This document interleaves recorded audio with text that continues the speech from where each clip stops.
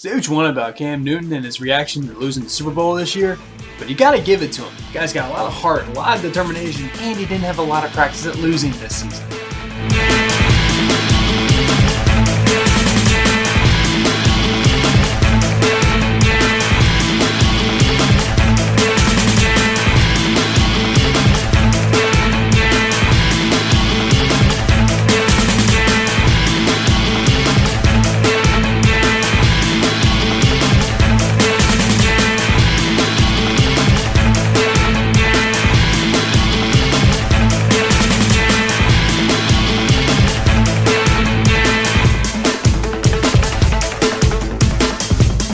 Welcome back to Sports Talk with Seahawk, and I am your host Connor, and today we're continuing our series with the top 5 needs for all 32 teams in the NFL. We're currently going in draft order. Keep in mind this series is called Top 5 Needs, so it's not limited to just position. It could be anything that the team needs or currently needs to address in the upcoming season. So just keep that in mind. In the last video, we did the winners of the Super Bowl, the Denver Broncos, and today, naturally, we do the losers of the Super Bowl. And those are the NFC Champion Carolina Panthers.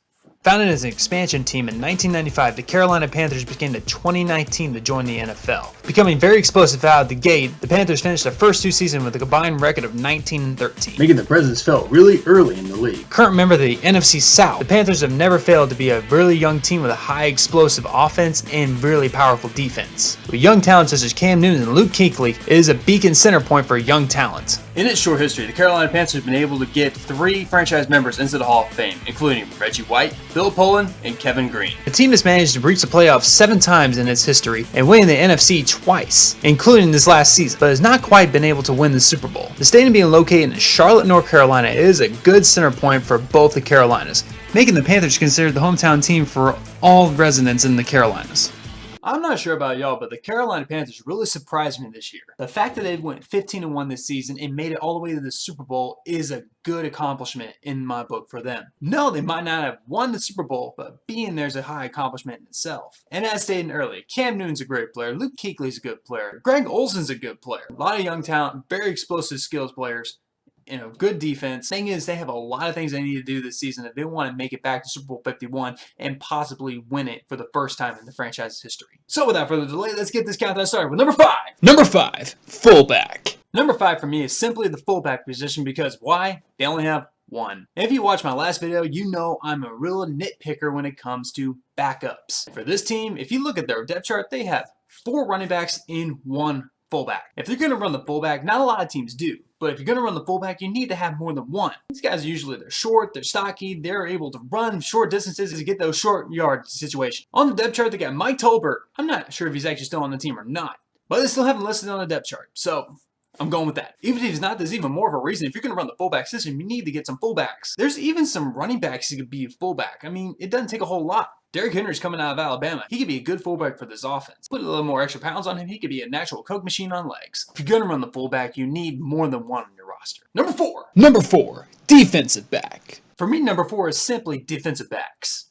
And that is taking into account the safeties and the corners for this team. If you look at their depth chart, on the left side, they have a total of 6 listed players. On the right side, they have 4. That is a grand total of 10 defensive backs on this team. Again, that is not a bad number, but it's uneven. I'm not going to nitpick this one that much, but really what you need on this team is a lot of balance. And I noticed in the Super Bowl, you got a couple of guys who got really frazzled really quick. It really helps to have those backup situations where you can put those guys in and let them cool down. Because we all see what happens when you get a hot head in this league. Again, they got good numbers at this position, but you need to even it out a little bit.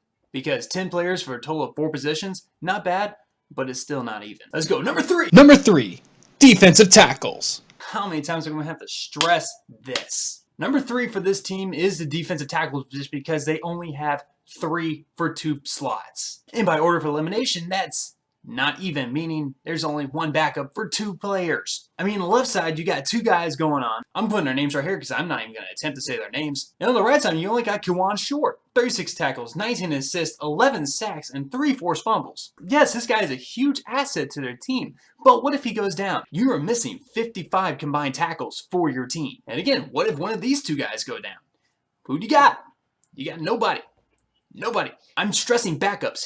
Huge this list, if you cannot tell. Then again, that's why it's a top needs list, because some of these teams know what they need to draft. I guess that's the whole point of what I'm doing here. Defensive end, they're good. They got 2 guys per side, and they got a backup if they need it. It's just the center of the line they need to focus on right now when it comes to defense. Number 2. Number 2, offensive tackle. You guys seen the movie The Blind Side, right? The movie about Michael Orr? It's a great movie, but if you ask me, I don't think it did him justice. In interviews with Michael himself, he said that football came naturally to him. He was just a naturally sports gifted guy. But the movie depicted him as someone who needed to be taught from scratch how to play. If you ask me, I don't think Hollywood did him any favors. I feel like the expectations put him too high on him to where he's unable to perform. He's a big guy crumbling under all the pressure and all the expectations. I think that's weighing down on him for this team. Because of a team with this high of expectations and this quick of an offense, I think it's really slowing him down. Personally, I just think he needs to learn how to grow with this team. But ESPN says I need another offensive tackle, so I'm going to go with that for this list.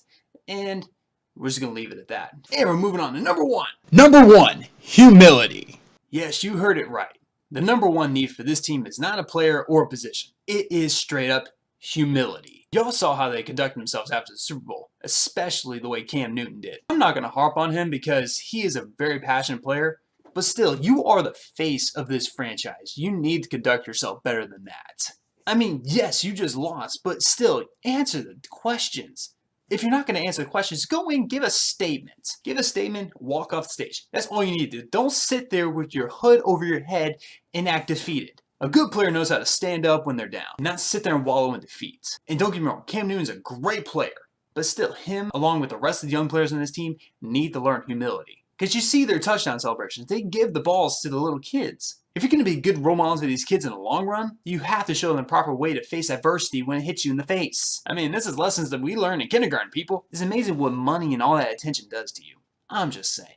And there we have it, my top 5 needs for the Carolina Panthers for the 2016 season. Just to recap, if you're going to run the fullback, you need to have more than one on your roster. Even at the defensive backfield, get a couple of DT, address your O-line situation however you want to do it. And also, this team needs to learn to be humble in tough times. This team has a lot going for them. They have a lot of young players with a lot of good talent. And the players coming out of the draft can be good assets to this team. If you're going to go the way of the O-line, I would look at Laramie Tunsil for Ole Miss. The guy's fast, the guy's strong, he's very agile, and I think this is a good fit for this team. Whether if you agree or disagree, go ahead and sign off in the comments. I'll be happy to discuss it with you. We got 2 teams down, we got 30 more to go. Be sure to check my channel to see my analysis for all the 31 other teams in the NFL. But until next time, this has been Sports Talk with Seahawk. I am your host, Connor. Hope you guys enjoyed, and I will see you guys next time.